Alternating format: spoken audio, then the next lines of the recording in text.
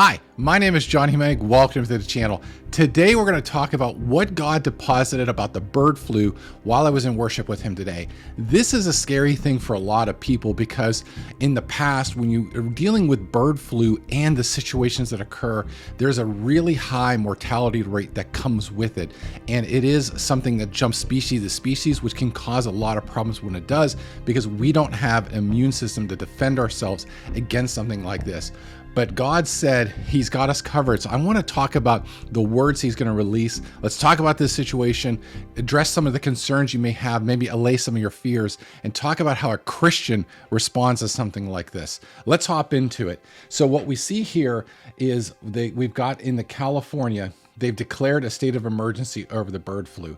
They've been talking about the things that are related to the situation that occurred in California. There's a lot of cows that are getting sick, and with an avian flu like this is something that does permeate from species to species. You'll see it jump from birds to cows and things like that. And there's a lot of concern with it because it's starting to spread to a point where it's becoming a problem. So what we're seeing here is that a lot of different poultry, chicken, and different things like that are being affected by these different things.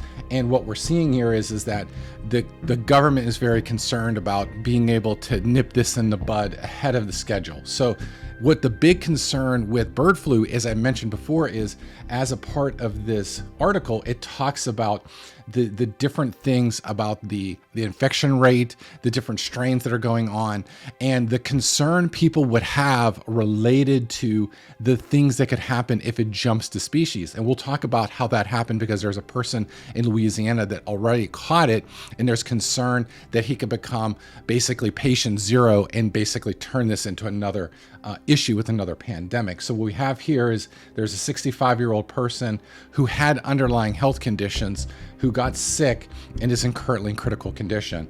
And so this version of the bird flu, H5N1, is actually a severe version of it. I think the other ones like H5 or H7N9 basically are a less milder ones. And if you're not familiar with the naming standards, that's okay. Basically what this is that these are the ways that they differentiate the physical type of virus that's actually a part of what's being circulated. So the numbers mean different strains and things like that. As we go over to the CDC side of things, we see that the first severe case of bird flu is that I think it's a gentleman that we talked about earlier.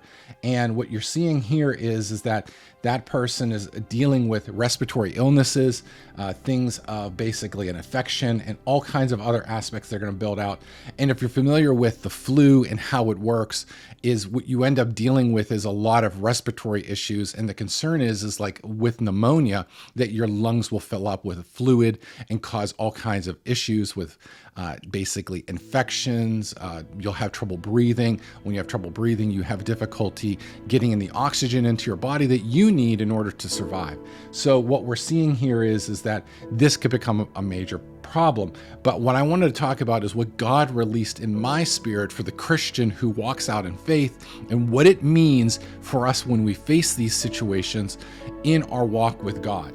And so while there's a lot of concern, let's hop over to the scriptures and see specifically, go ahead and zoom in and talk about Psalm 91, a very, very powerful verse that sets the stage for all the things that a Christian has to deal with. And it says very clearly, 1,000 may fall at your side, 10,000 at your right side, but it will not come near you. And remember, when God's talking about this, is that he's talking about everything, illness, disease, pandemics, problems, everything. He says, you will only observe it with your eyes and see the punishment of the wicked.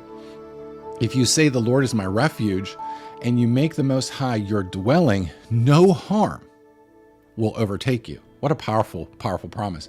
No disaster will even come near your tent or your house. This is even better. And he will command his angels concerning you to guard you in all your ways. That's your coming and your going. That's your family, your work, your business, your school, your church. And then they will lift you up. That's like basically they're lifting you up, raising you above all the problems so that you won't even dash your foot against the stone. This is powerful, but it doesn't stop there, because God has additional promises in the Bible. And this is the things that he's talking about.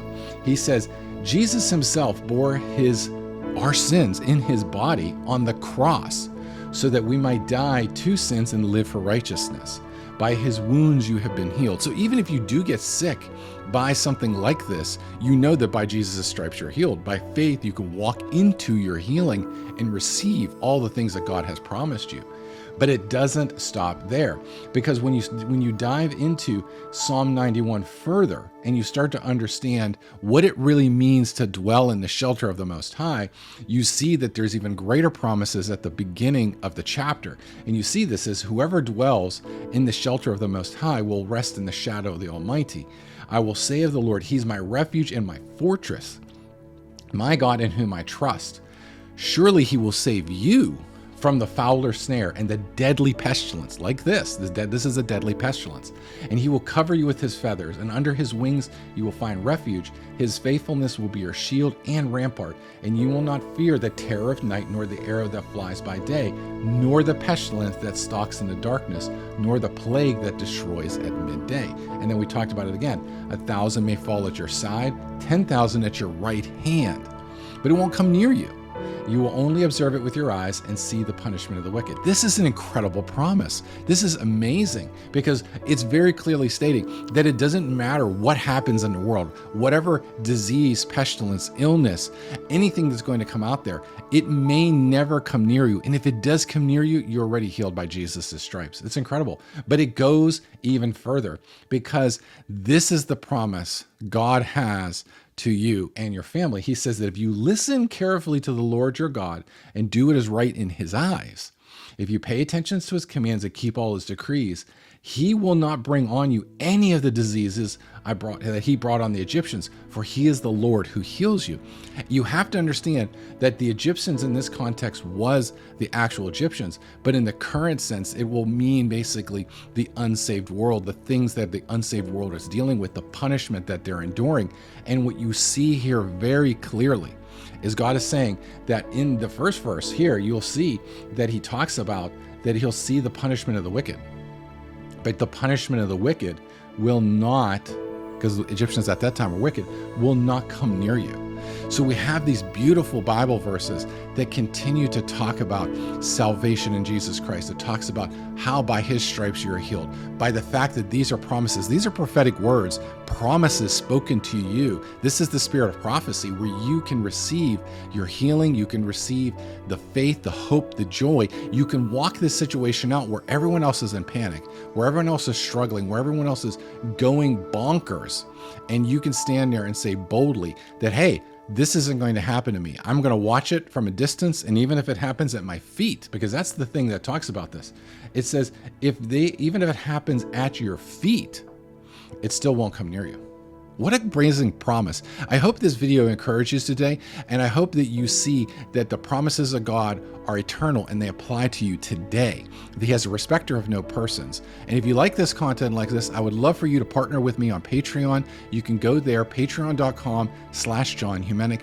All the proceeds go back to the ministry to help us continue spreading the word about God to all the people. God bless.